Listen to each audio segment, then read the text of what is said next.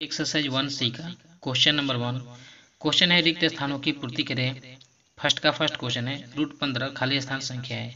मतलब कि हमें बताना है कि √15 जो है क्या है। तो देखिए √15 पूर्ण वर्ग नहीं है, तो कोई भी संख्या पूर्ण वर्ग अगर वो नहीं होती है तो वो क्या होती है, अपरिमेय संख्या होती है। इसलिए √15 क्या है, अपरिमेय संख्या है। यहाँ लिखेंगे अपरिमेय संख्या। ठीक है, तो अब देखते हैं इनके नेक्स्ट क्वेश्चन। दूसरा क्वेश्चन देखिए, दूसरा क्वेश्चन है कि √2 बटे √3 एक खाली स्थान संख्या है। तो देखिए √2 भी अपरिमेय संख्या है और √3 भी अपरिमेय संख्या है। तो अपरिमेय संख्या और अपरिमेय संख्या का जो भागफल होता है वो अपरिमेय संख्या ही होता है। इसलिए हमें इसमें भी लिखना है कि परिमेय है कि अपरिमेय। तो √2 बटे √3 जो है इनमें कोई भी पूर्ण वर्ग नहीं है, इसलिए ये दोनों क्या है, अपरिमेय संख्या। तो √2 बटे √3 भी हुआ हमारा अपरिमेय संख्या। यहाँ पे लिखेंगे अपरिमेय संख्या। ठीक है, तो देखते हैं नेक्स्ट क्वेश्चन 3 नंबर। तो 4 नंबर क्वेश्चन है यहाँ पर हमारा कि 3 नंबर 4 प्लस √11 एक कौन सी संख्या है। हमें यही चीज़ बताना है कि परिमेय है कि अपरिमेय। तो यहाँ पे देखिए 4 जो है परिमेय संख्या है और √11 जो है अपरिमेय संख्या है। और परिमेय संख्या और अपरिमेय संख्या का जो योगफल होता है वो अपरिमेय संख्या होता है। इसलिए 4 प्लस √11 क्या हुआ हमारा, अपरिमेय संख्या। ठीक है, अपरिमेय संख्या 4 प्लस √11 का है अपरिमेय संख्या। तो देखते हैं इनके नेक्स्ट, जैसे कि 4 नंबर क्वेश्चन को। देखिए 4 नंबर क्वेश्चन है कि 1 बटे √5 अंडर में 1 बटे √5 एक संख्या है। मतलब हमें यही बताना है कि परिमेय है कि अपरिमेय। तो देखिए एक जो है परिमेय संख्या है और √5 क्या है, अपरिमेय संख्या है। क्योंकि √5 का पूर्ण वर्ग नहीं हो सकता है, इसलिए √5 जो है अपरिमेय संख्या है। और हमें पता है 9th क्लास में कि परिमेय संख्या जो कि एक परिमेय संख्या है, परिमेय संख्या और अपरिमेय संख्या का जो भागफल होता है, भागफल वो क्या होता है, अपरिमेय संख्या होता है। इसलिए 1 बटे √5 जो है क्या है हमारा, अपरिमेय संख्या। तो अब देखते हैं नेक्स्ट क्वेश्चन, जैसे कि इनके नेक्स्ट 5 नंबर को। तो देखिए यहाँ पर 5 नंबर क्वेश्चन है कि 5√8 बटे में √2 एक कौन सी संख्या है। हमें यही बताना है कि 5√8 बटे √2 जो है कौन सी संख्या है। देखिए थोड़ा सा हम इसे हल करेंगे अगर, तो इसे हम लिख सकते हैं जैसे कि ये परिमेय संख्या है। जैसे मान लीजिए कि 5 और √8 का अगर हम वर्गमूल करेंगे तो ये वर्गमूल हो जाता है 2√2 हो जाता है। ठीक है, और इसके बटे में क्या है, √2। तो यहाँ से ये कटेगा तो 5 दूना 10, जो कि ये है क्या है, परिमेय संख्या है। ठीक है, मान लीजिए एग्जाम्पल 1 हमने दिया। अगर आप इसे और दूसरे तरीके से तोड़ना चाहते हैं तो वो तरीके से भी तोड़ सकते हैं। जैसे कि 5 और अंडर रूट में 8 है, तो इसे हम लिख सकते हैं कि √4 गुना √2। ठीक है, क्योंकि 4 दूना 8 हो जाता है और यहाँ पे लिखेंगे √2। यहाँ से ये कट गया तो इसे भी लिख सकते हैं 5 गुने √4 का वर्गमूल होता है 2 और 5 दूने क्या हुआ 10। इस तरीके से भी, जो कि 10 क्या है हमारा, परिमेय संख्या है। हमें इसी में से बताना है, या आप और अन्य तरीके से भी निकाल सकते हैं, किसी तरीके से जैसे आपकी मर्जी। तो इसी तरीके से मतलब कि इसे हमने 2 तरीके से हल करके बताया। और ये क्या है आपका, तो परिमेय संख्या है, क्योंकि इसको हल करने पर क्या मिलता है, √10। आप इसे परिमेयकरण करके भी लिख सकते हैं। देखिए उसका एक तीसरा तरीका भी बता देते हैं, जैसे कि 5√8 बटे में क्या है, √2 है। तो जैसे ही परिमेयकरण करेंगे तो ऊपर भी √2 होना चाहिए, नीचे भी √2। तो यहाँ से लिख सकते हैं 8 दूना कितना हो जाएगा 16, और 16 का वर्गमूल क्या होता है 4। ठीक है, चलिए इसे एक्सप्लेन करके लिख देते हैं। 5√8 दूना 16 और बटे में क्या हो जाएगा, 2 दूनी 4 हो जाएगा। अब देखिए यहाँ पर हम लिख सकते हैं 5 गुना 16 का वर्गमूल 4 और 4 का वर्गमूल 2, 2 दूना 4 और 5 दूना का हुआ 10। तो इस तरीके से भी आप इसे हल कर सकते हैं। इसलिए 5√8 बटे √2 जो है क्या है, अपरिमेय संख्या नहीं है, क्योंकि ये 10 आ रहा है ना। तो 10 जो है पी बटे क्यू के रूप में लिखा जा सकता है, इसलिए ये क्या है हमारा, परिमेय संख्या। ठीक है, तो आप देखेंगे नेक्स्ट क्वेश्चन को। तो देखिए देखेंगे इसी प्रश्नावली का क्वेश्चन नंबर 2। क्वेश्चन है सिद्ध करें कि 3√2 एक मतलब अपरिमेय संख्या है। अगर आपने हमारे चैनल को सब्सक्राइब नहीं किया होगा तो सब्सक्राइब जरूर कर लेना, वीडियो को लाइक भी कर दीजिएगा। तो यहाँ पे सबसे पहले हम इसका लैंग्वेज है लिखेंगे कि मान लिया 3√2 एक परिमेय संख्या है, अतः इसे p बटे क्यू के रूप में लिख सकते हैं, जहाँ q बराबर नहीं 0 है। तो चलिए उस लैंग्वेज को हम लिख लेते हैं। तो लिख सकते हैं हम कि मान लिया 3√2 एक परिमेय संख्या है, क्योंकि ये अपरिमेय संख्या तो दिया है कि सिद्ध करना है, तो हमने इसे मान लिया 3√2 एक परिमेय संख्या है। अतः इसे P/Q के रूप में लिख सकते हैं। इसे P/Q के रूप में लिख सकते हैं, जहां Q बराबर नहीं 0 हो, जहां Q बराबर नहीं क्या हो 0 हो। ठीक है, क्योंकि कोई भी परिमेय संख्या को हम P/Q के रूप में लिख सकते हैं। तो चलिए अब इसे हल करेंगे, कुछ नहीं करना है। देखिए ये जो लैंग्वेज है, कोई भी आपको अपरिमेय संख्या सिद्ध करना हो तो इस लैंग्वेज को आपको लिखना होगा, इसलिए इस लैंग्वेज को ही याद कर लीजिए। कोई भी दिया हो, जैसे कि 5√7 है तो उसे भी वही तरीके से लिखेंगे। मान लिया 5√7 एक परिमेय संख्या है, अतः इसे P/Q के रूप में लिख सकते हैं, जहाँ Q बराबर नहीं 0 हो। या कुछ भी दिया हो, 2/√3 भी दिया हो तो उसी को इसी टाइप से लिखेंगे। मान लिया जो भी दिया हो एक परिमेय संख्या है, अपरिमेय संख्या दिया है तो हमें परिमेय संख्या मानना है। परिमेय संख्या है तो इसे P/Q के रूप में लिख सकते हैं, जहाँ Q बराबर नहीं 0 हो। तो अब देखिए क्या करेंगे, ये जो दिया है हम क्या किए हैं कि इसे परिमेय संख्या माने हैं, और किसी भी परिमेय संख्या को P/Q के रूप में लिख सकते हैं। तो यहाँ पे दिया है 3√2, तो लिखेंगे 3√2 बराबर P/Q। क्यों लिखेंगे, क्योंकि इस चीज को हम क्या माने हैं, परिमेय संख्या, और परिमेय संख्या P/Q के रूप में होती है। तो 3√2 बराबर P/Q। और यहाँ पे देखिए क्या करेंगे, यहाँ पर हम क्या करेंगे कि 3 को उस साइड भेजेंगे। देखिए किसी भी अपरिमेय संख्या सिद्ध करने के लिए यहाँ जो एक साइड में रूट वाला संख्या कर दीजिए, बाकी संख्या को किसी एक साइड कर दीजिए और आपका सिद्ध हो जाएगा, इसमें कुछ नहीं करना है। तो यहाँ पे हम क्या करेंगे, कोई भी परिमेय संख्या किसी टाइप का हो, बस एक साइड जो अंडर रूट में अपरिमेय संख्या होती है उसी को एक साइड कर देना है, बाकी को एक साइड में पूर्णांक वाला कर देना है। तो देखिए इससे हम क्या करेंगे, 3√2 दिया है तो यहाँ पे लिखेंगे √2 और 3 को सीधा हम इस साइड भेजेंगे। ध्यान दीजिए 3 और √2 में मल्टीप्लाई है, गुना है, तो 3 जो है गुना में है √2 के, तो इस साइड जाएगा तो क्या हो जाएगा, भागा में हो जाएगा। तो यहाँ पे लिख सकते हैं √2 और P/, यहाँ पर दिया है Q, तो 3 जो है इसके गुना में है तो सीधे कहाँ आ जाएगा, भागा में आ जाएगा। ठीक है, 3 और √2 गुना में है तो क्या आ गया, भागा में। और यहाँ पर हम एक ही लैंग्वेज का यूज करेंगे, इसे लिखेंगे P तथा 3Q। यहाँ पर लिखेंगे P तथा 3Q एक पूर्णांक है। क्या है, पूर्णांक है।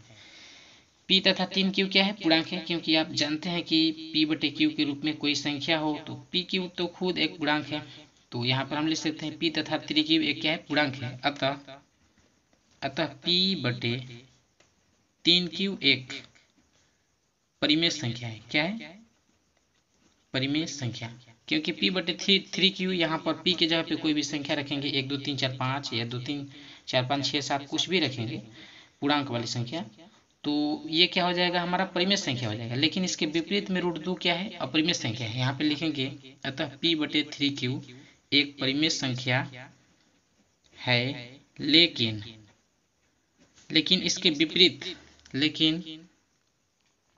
इसके विपरीत, इसके विपरीत में क्या है, √2। इसके विपरीत √2 जो कि अपरिमेय संख्या है, इसके विपरीत √2 अपरिमेय संख्या है। ठीक है, तो आगे लिखेंगे कि अतः, चलिए लिख लेते हैं, अतः हमारा मान्यता गलत है, क्योंकि हम मान चुके हैं इसे परिमेय संख्या माने हैं, लेकिन ये चीज हमारा क्या है, गलत है।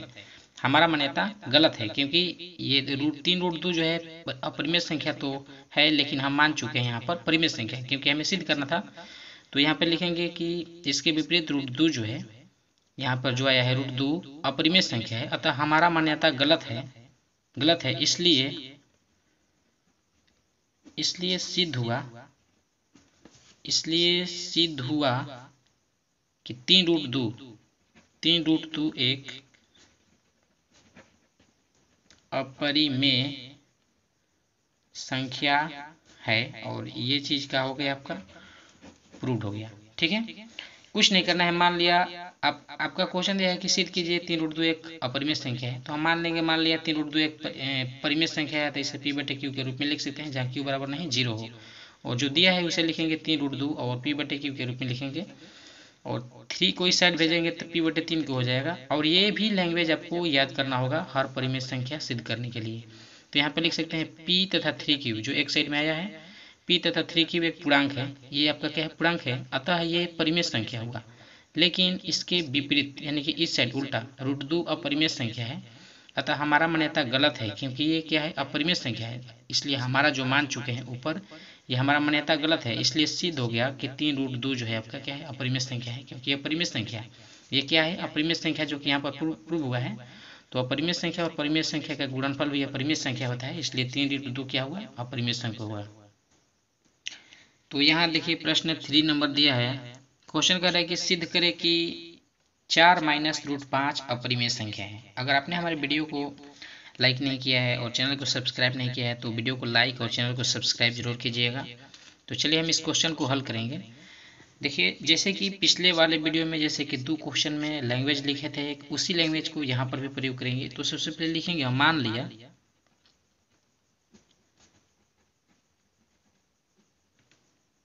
देखिए लैंग्वेज में वही लिखेंगे कि मान लिया 4 माइनस √5 एक परिमेय संख्या है, अतः इसे p/q के रूप में लिख सकते हैं। क्यों लिख सकते हैं, क्योंकि कोई भी परिमेय संख्या को p/q के रूप में लिखा जा सकता है। तो मान लिया 4 माइनस √5 एक परिमेय संख्या है, अतः इसे p/q के रूप में लिख सकते हैं, जहां q बराबर नहीं 0 हो। ठीक है, जहां q बराबर नहीं 0। यहाँ अगर q के जगह पे 0 आ जाएगा तो ये परिमेय संख्या नहीं होगा।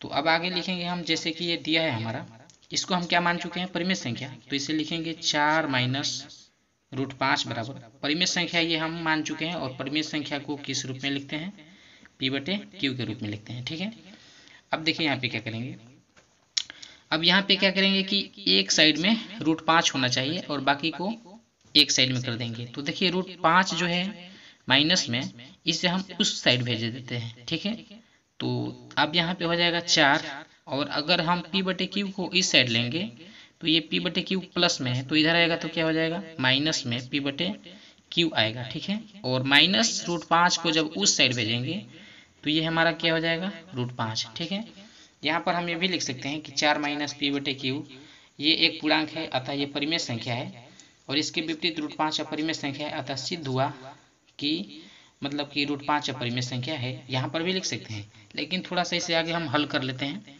देखिए हल क्या करेंगे हम, इसमें इसके बट्टे में 1 लगाएंगे और इसको हम क्या करेंगे, थोड़ा सा जोड़ कर लेंगे, ऐड।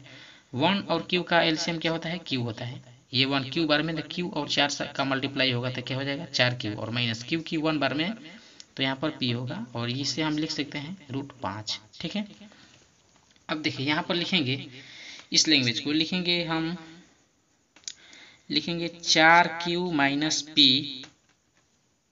तथा q, 4q माइनस p तथा q, ये दोनों क्या है, पूर्णांक हैं। क्या है, पूर्णांक हैं, अतः ये जब ये दोनों पूर्णांक हैं तो पूर्णांक होता है परिमेय संख्या, पूर्णांक है, अतः 4q माइनस p और बटे में q एक क्या है, ये परिमेय संख्या है, एक परिमेय संख्या है। ये आपका जो है क्या है, परिमेय संख्या, लेकिन इसके उस साइड जो है √5 ये क्या है, परिमेय संख्या है, आप जानते हैं। तो हम लिखेंगे कि 4q माइनस p/q एक परिमेय संख्या है, लेकिन इसके विपरीत यानी कि उस साइड, लेकिन इसके विपरीत √5, इसके विपरीत √5 क्या है, अपरिमेय संख्या है, अपरिमेय संख्या है। ठीक है, अब देखिए यहाँ पे हम लिखेंगे इसके विपरीत √5 क्या है, अपरिमेय संख्या है, अतः हमारा मान्यता गलत है। कहाँ मान्यता गलत है, क्योंकि हम पहले ही मान चुके हैं, मान लिया कि ये क्या है, परिमेय संख्या है, लेकिन यहाँ पर प्रूव हो चुका है कि ये जो संख्या है क्या है, अपरिमेय संख्या है, अतः हमारा मान्यता गलत है।